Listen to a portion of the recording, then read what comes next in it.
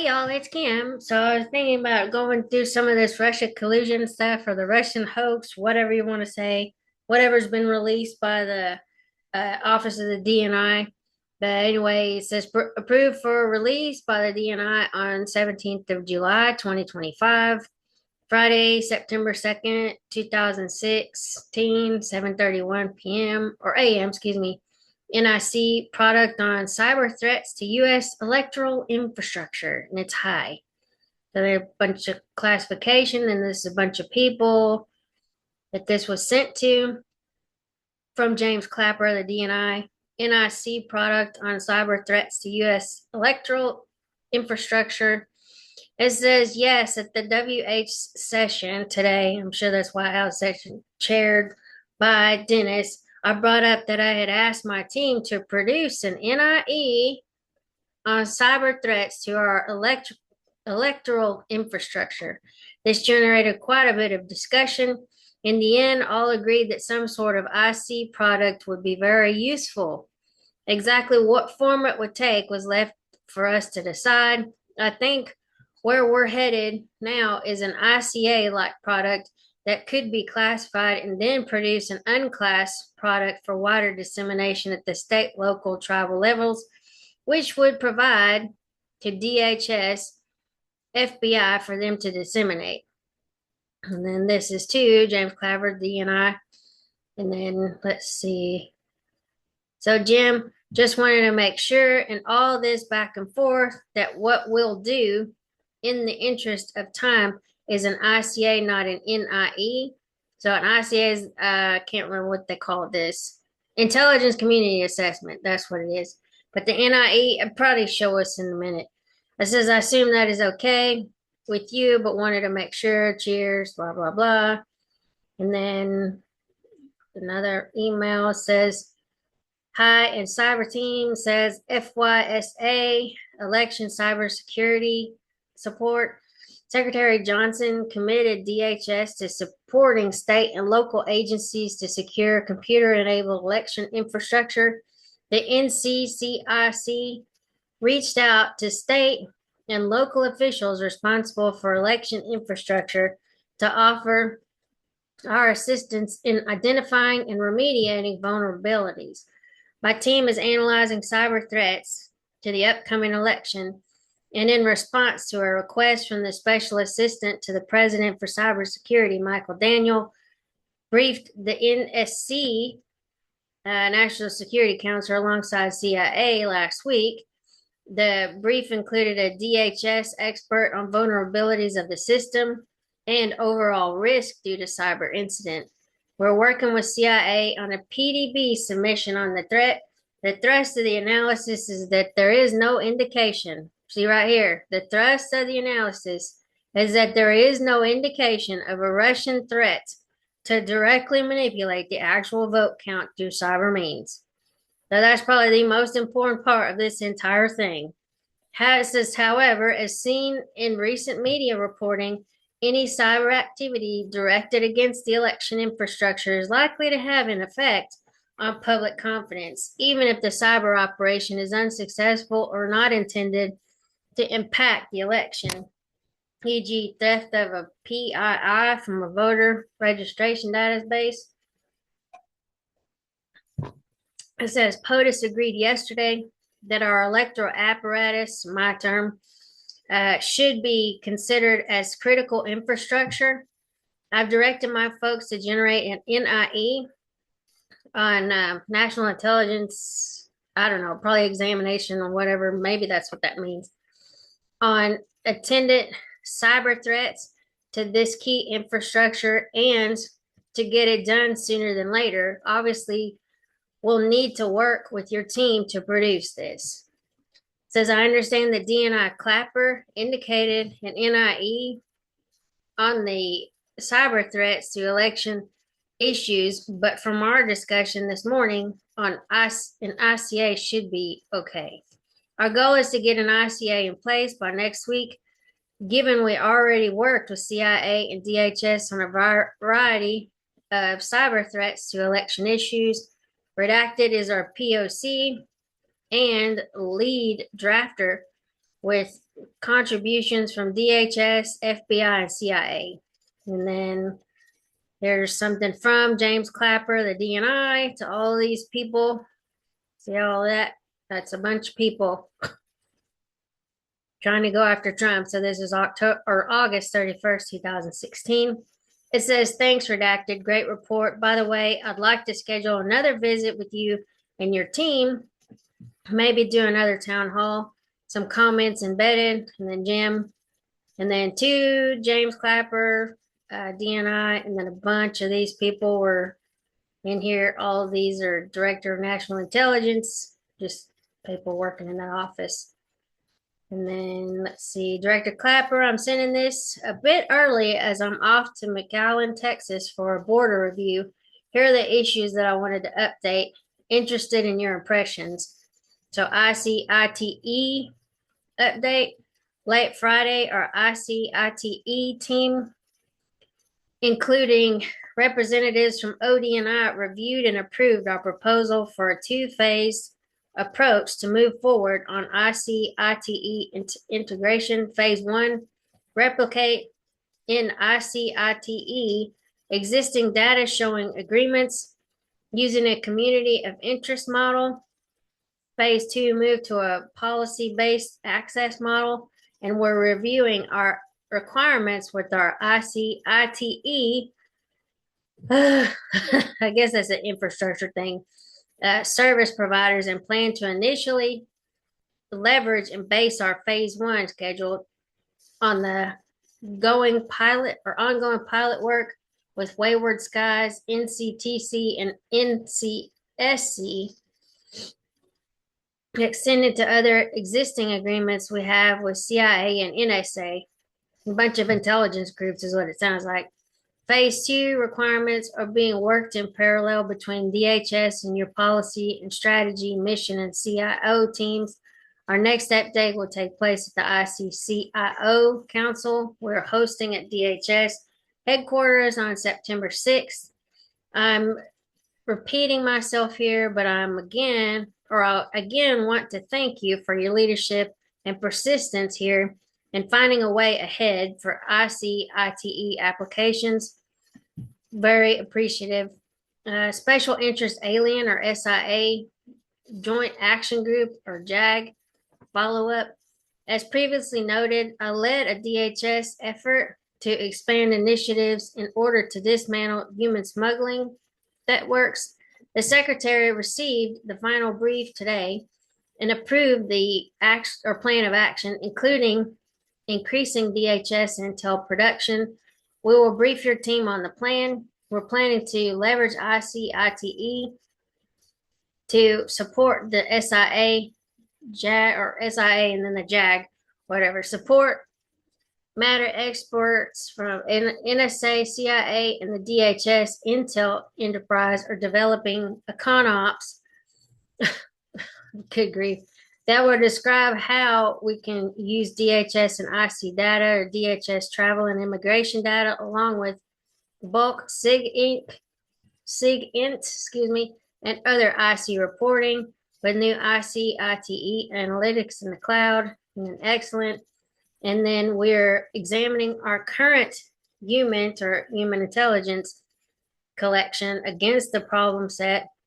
We may require ODNI assistance in expanding HUMINT collection in key human smuggling transit countries. At present, we do not have immediate additional intelligence requirements from the SIA JAG efforts, and let me know what you need from us. And bulk screening of social media update. Of course, they always want to go in for something like that to spy on Americans, so they get FISA warrants or NSA watching us. So anyway, the department's move towards centralized bulk screening capability for social media is a novel, fluid challenge. Since December, we've conducted a number of pilots to test capabilities and develop a process for social media screening. Our intention was to have an initial capability in place by August 1st, 2016. However, congressional feedback required us to rethink our funding strategy. We received congressional support to continue operational testing on live data with the intention of achieving initial operating capability in FY 2017.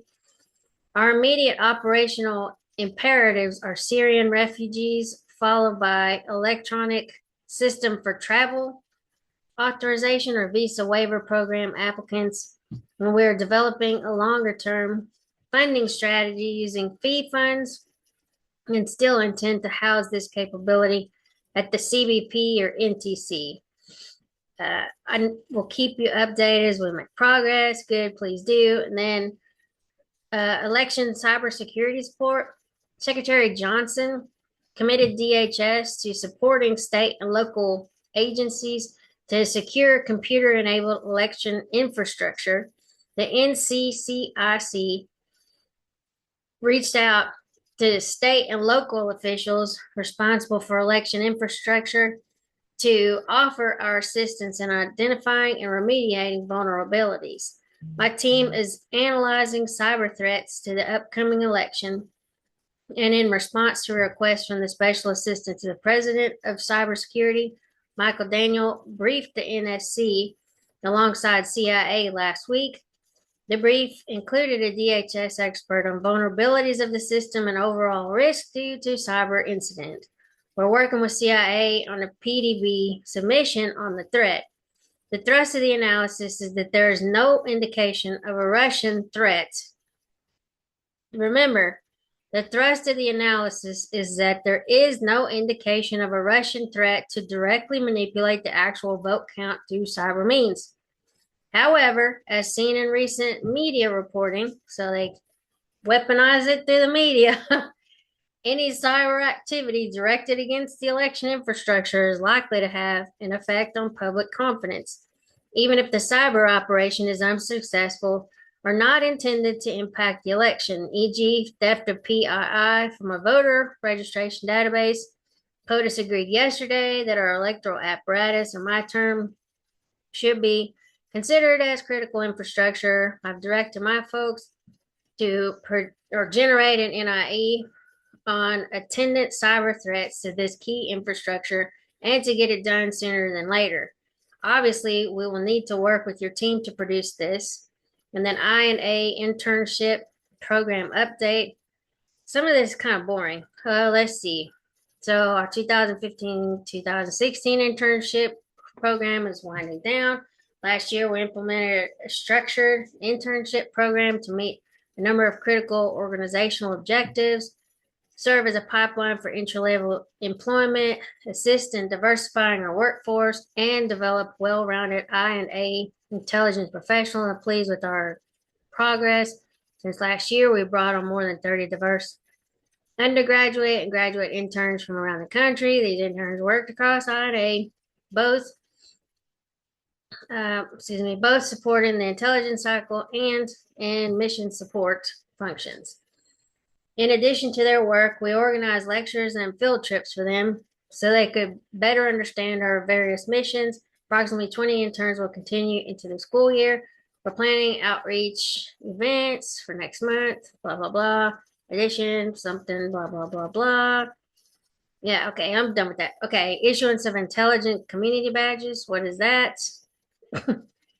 We're making progress implementing ICS 704-01. In our initial survey, we found that DHS issued IC badges to more than 4,000 people across the department, many non-intelligence roles. Some of this is boring. You're my hero, blah, blah, blah. Okay. DHS ISR plan approved. Okay, DHS, I don't know what this is, signed last Friday during the Homeland Security Intelligence Council meeting. The ISR plan lays out the steps to integrate DHS components, ISR data and processes seamlessly, increasing interoperability and providing greater return on investment. Okay, international engagement, don't really care. Something about met with Australian Department of Immigration and Border Protection. Okay, there's nothing. State and local engagement. Some of this is kind of boring. Okay, let's see if we got anything else. That's done. We're done with that one. Okay, cyber threat to the 2016 presidential election drafting comments requested by 11 a.m. on Friday. So this is where they're putting this all together. It says below are inputs from the FBI. Sorry for the delay due to the long weekend. We have some folks out. It says on page 5 under the redacted advisories for intent section, we would prefer for the first sentence regarding Russia's intent to be softened. The way it currently reads, it would indicate that we have definitive information that Russia does intend to disrupt our elections, and we're uncomfortable making the assessment at this point. We would suggest editing the sentence to read as the follows, changes highlighted, and then redacted. We judge Russia to be the only nation state with the current means and possible motivation to use cyber attack. So they're speculating to disrupt the 2016 election or deny political legitimacy to the U.S. presidential candidates. We would also suggest editing the title of that section to instead read something along the lines of redacted, something evaluation of likely adversaries, so that it doesn't mislead the reader to believe that the IC currently has information indicating Russia has a known intent to influence elections. So they know damn well they're lying. Anyway, we believe it's worth noting that in an extremely close race, it is certainly possible that a very targeted cyber attack aimed at manipulating votes could lead to a change to the legitimate results and affect the outcome of the election. As an example, the votes in a swing state could potentially be slightly altered, thus resulting in the electoral college votes of a particular state to go toward one particular individual, thus tipping the entire election in their favor. I.e., in the 2000 election, the results in Florida. Remember what the hanging chads, if you're old enough to know what that means, it was like a punch card system, and some of them weren't popped out like they were supposed to, like the little thing didn't come out. Just dating myself here. But anyway, if you don't know what that is, you may want to look it up. It says hanging chads. The result in Florida essentially were decided by one or two counties. Although this is unlikely, it certainly remains a possibility and one that can't be discounted due to the high impact, even with the disjointed nature of U.S. election technology. And then VR, okay, intelligence analyst, technology, cyber intelligence unit, cyber intelligence section. And then there's the response, I guess, from whoever. Thursday, September 1st, 2016. So they're ramping up towards this election. Okay, so cyber threat to the 2016 presidential election drafting comments requested by 11 a.m. Team, redacted, attached. Please find a draft ICA on cyber threat to the 2016 presidential election. I'm hoping to get inputs from you tomorrow during the morning to enable a fast revision so I can so I can then send it to the broader community around noon. To that end, please note a few things. Note scope language. The NIC does not want to write on U.S. vulnerability, and frankly, with this subject, it would take years to get recent data. And though I'd love to write more on the broader influence issue, this product is not the place for that. Please keep that focus in mind when reading the draft so far and contributing.